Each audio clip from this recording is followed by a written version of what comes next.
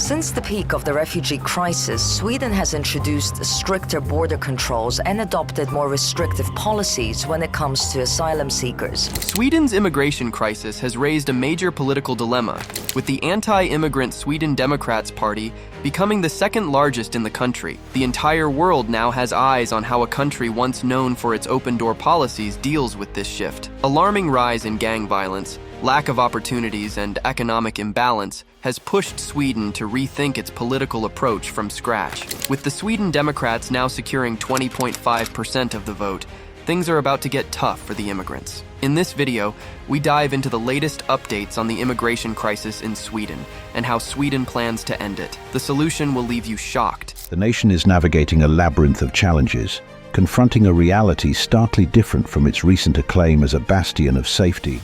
The immigration crisis is not new. However, starting in 2024, it has reached a point where there is a major political and civilian plight. To make more sense of the situation, let's rewind back to 2015, when it all started.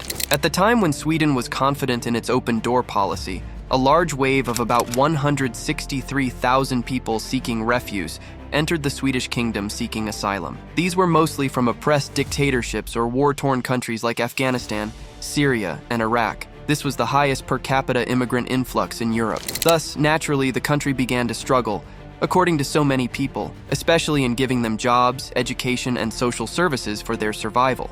Fast forward to 2023, and the instability that sparked all those years ago could never get under control. Although Sweden still stands as the big advocate of human rights and humanitarian activities, a vast majority of Swedish natives have grown resentful of the immigrants. This has eventually led to increasing social unrest and hate crimes in areas with greater immigrant populations. Amidst all, gang violence has particularly spiked dangerously high. Sweden's National Council for Crime Prevention reported that there were a total of 500 bombings in 2022, and most of them took place in suburbs with high immigrant populations, such as Rinkeby, Tensta, and Rosengård. In the same year, gun violence surged to an all-time high. Violence began spiraling in 2022, giving Sweden the highest gun murder rate in the EU.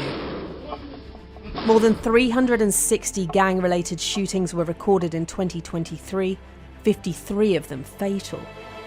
Of 391 shootings, with 124 of them happening in just the first half of 2023. What's more interesting is that this gang violence was becoming a major concern, especially in cities like Stockholm and Malmö, where most gangs consisted of second-generation immigrants. Now, the inability of the past Swedish government to accommodate every immigrant and the social non-acceptance the refugees faced through the years eventually led them to adopt radical and violent behavior against Swedish society. Before we dive into what else is leading to people protesting on the streets of Sweden right now, subscribe to our channel for all the latest scoop on countries around the world. Unemployment is another major factor contributing to theft and other related crimes among the immigrant community. Reports have shown that the youth unemployment rate in these immigrant-dense areas is up to 30%. Most not even wanting to proceed their education, with school dropout rates exceeding national average. All of it adds to the recipe for disaster. Some interesting stats to look at to give a better overview of just how deeply rooted and impactful this immigration crisis is.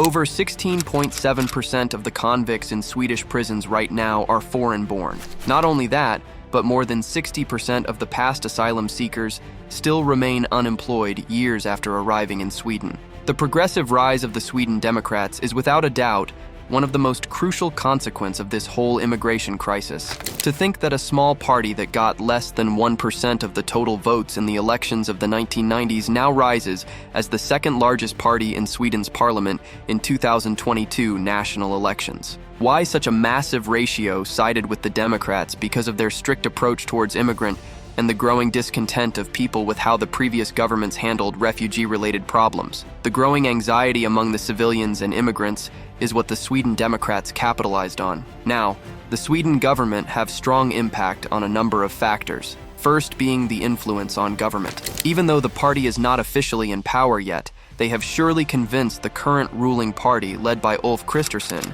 to take some strict action against immigrant-related crimes. This ranged from stricter deportation laws and advanced policymaking in areas with high immigrant percentage. One of the policies included the formation of visitation zones that would allow police to search areas with high-risk gang activity without any prior suspicion. The government, along with strict deportation laws, has introduced harsher penalties for criminals caught in gang violence, with limited options for parole. Now, violence isn't the only growing concern.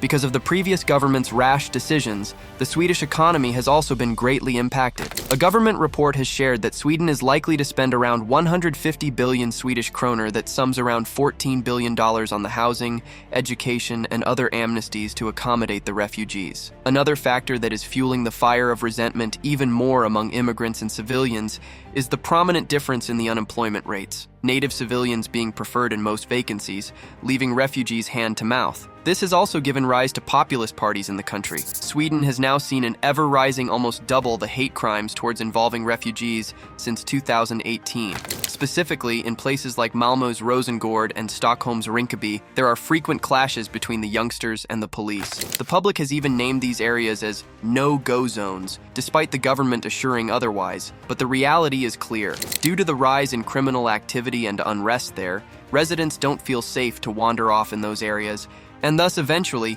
people's trust in public institutes is crumbling.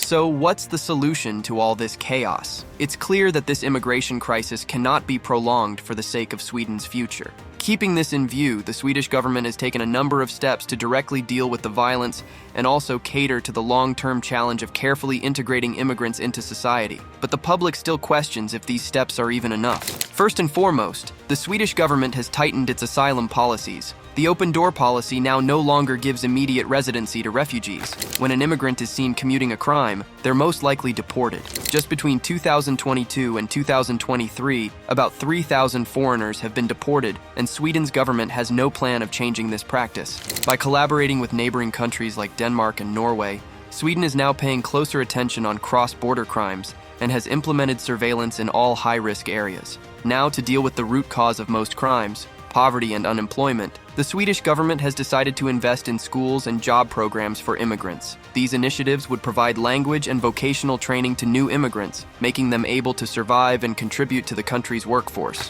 One of the steps involved giving a sense of Swedish identity to the immigrants to counter the mindset of social isolation and decrease differences between them and natives. This involves teaching Swedish cultures and values in the training programs. Despite all these efforts, some experts still argue that it's actually too late to make amends, as it's been over a decade since these issues arose. The problems associated with immigrants run too deep now, and without proper reforms for the housing, poverty, employment, and education for the immigrants, this chain of violence will continue. In the current trends with the rise of the Sweden Democrats Party, although many support their strict ideas, some express concern that Sweden is abandoning its olden values of openness and inclusivity.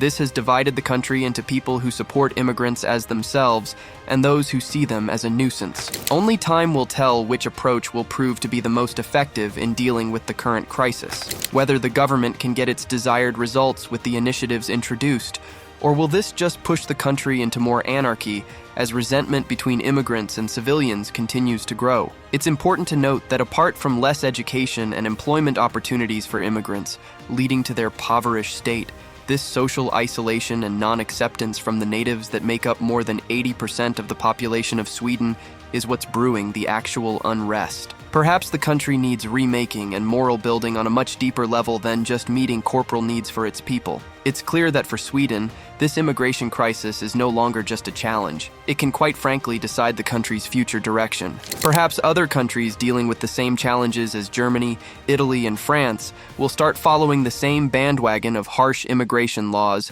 to avoid escalating refugee crisis. Sweden's journey to solving their deeply rooted immigration crisis is far from over. How do you think Sweden should deal with their immigration crisis? Let us know in the comments below. Don't forget to like the video and subscribe to our channel for more latest updates on stuff happening around the world that you just cannot miss.